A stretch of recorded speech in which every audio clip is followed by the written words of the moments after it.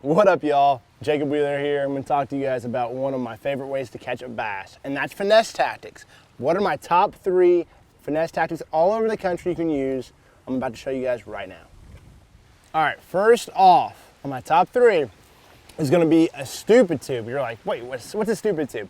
A good friend of mine back in the day started this whole thing and started this whole craze in Indiana. You know, I grew up in Indiana.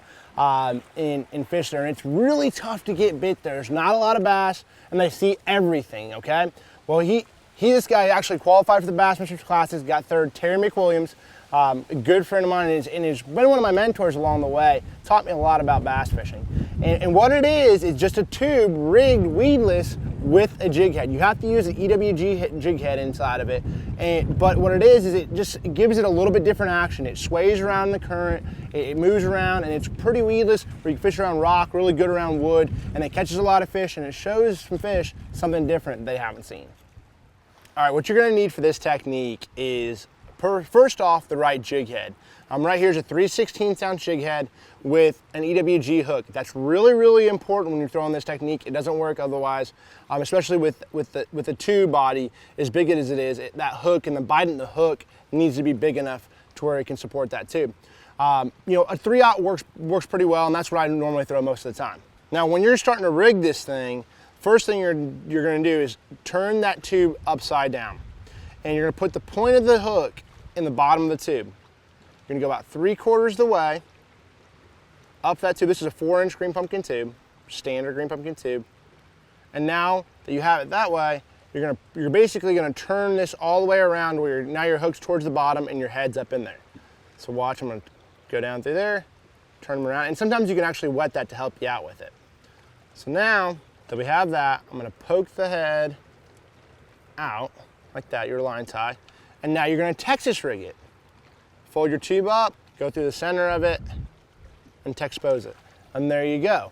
And now this bait's gonna fish pretty weedless. It really works great in rock in the wood. I mean, just something about this bait. Looks like a crawdad, and tubes work all over the country for largemouth and smallmouth, but it's definitely a technique that's underutilized all over the country, and you might be able to catch a few more bass with this around your home.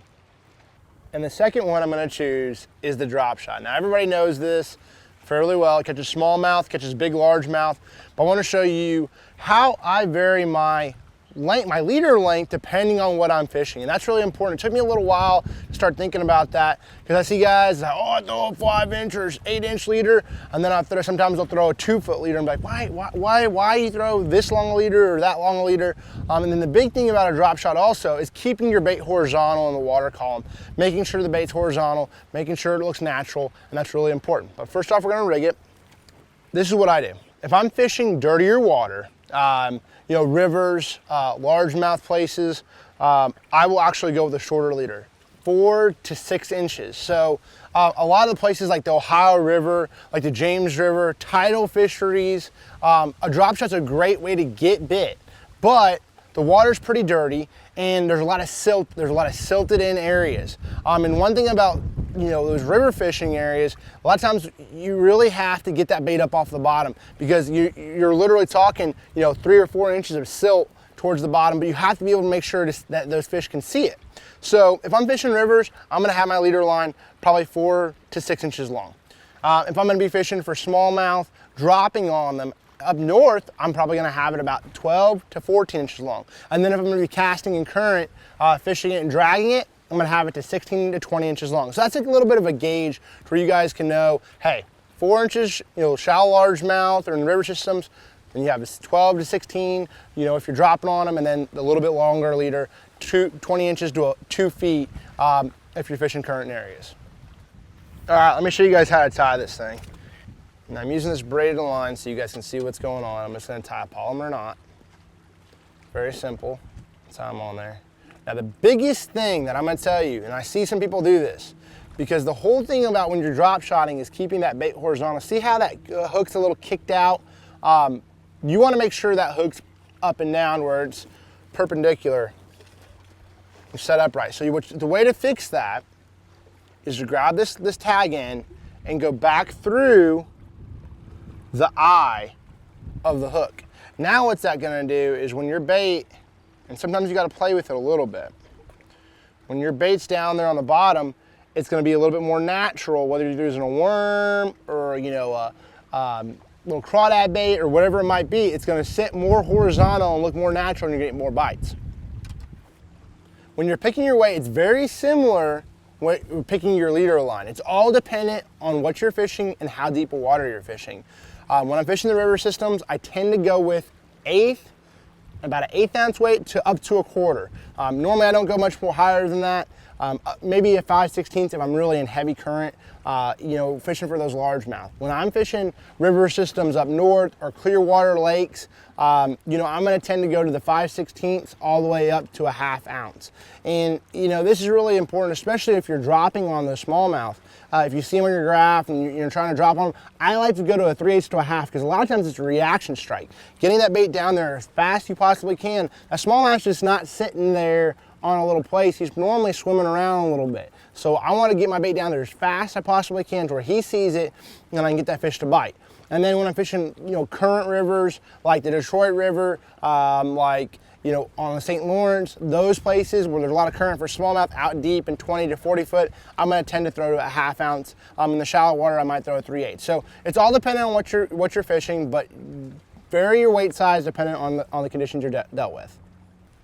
Now, last but not least is actually putting the weight on. Now, if you're spinning worm, you're going to tie Palomar on everything and tie this weight to the teal. I don't do that. I'm going to go ahead and just go ahead, put your weight through there, pull him up, and then one thing I will do is I'm going to tie 2 overhand knots just to secure the weight there. Once I pick my leader length, tie 2 overhand knots, and that's going to be on there pretty secure, especially when you're using tungsten. You don't want to be losing those 1/4 ounce or 1/2 ounce tungsten weights. They're pretty spendy, and you don't want to be doing that. So tie your weights on just to ensure you won't lose them.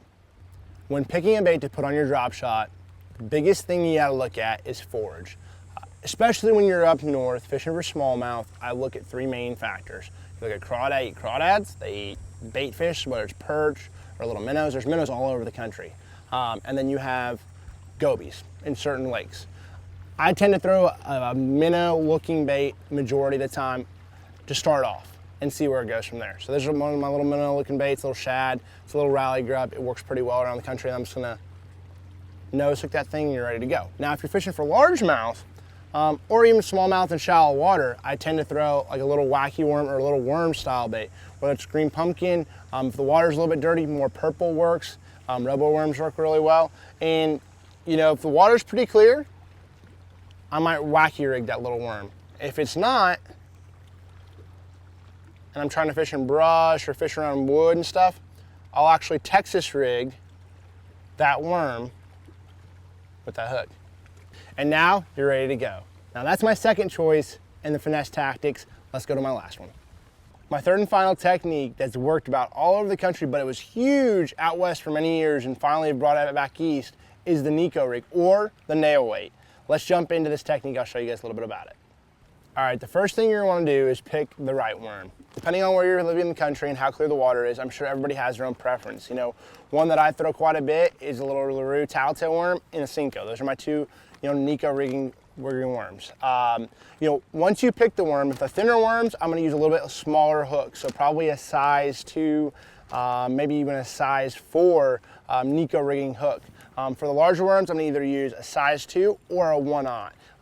And the big thing about that is, you know, I've had a lot of good luck with a straight and shank worm hook, and that's really important. This one right here is just by VMC. It's a Nikko hook, and it's just something about a little bit more of a straight shank hook on a wacky style or that Niko rig that I feel like you get a lot better hookup ratio and you put a lot more fish in the boat. All right, guys, let me show you how to rig this Niko rig.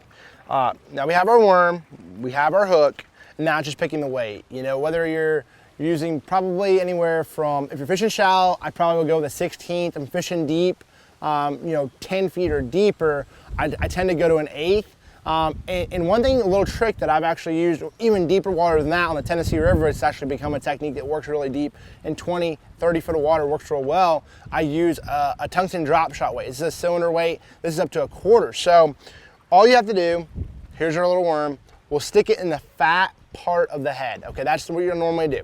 Stick this thing right here. You're gonna stick it and shove it up inside of the fat part of the head of the worm. He's ready to go. And then we have our Niko hook. And I'm gonna always hook the point of my hook towards the weight. Something about that, when that hook's pointed towards the weight, that when they get it, my hookup ratio has been way better. I've washed quite a few fish the opposite way. I don't know why that is. I just know that from my experience, it's a lot better when you hook it, your point of your hook is pointed towards your weight. And those are my top 3 finesse baits. Guys, next time you're on the water and it's really tough, try a few of those techniques out. You never know, it might put a few more fish in your boat.